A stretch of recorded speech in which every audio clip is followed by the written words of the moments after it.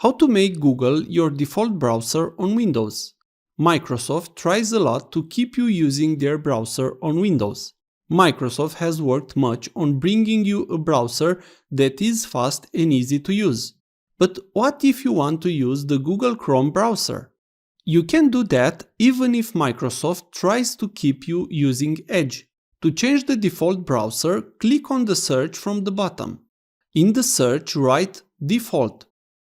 You will see more options there, but one is Choose a default web browser. Click it. You see the default engine is Microsoft Edge. Click on that. Select Google Chrome. Microsoft will send you a message to keep you on Microsoft Edge. You need to click Switch Away. Now your default browser has changed.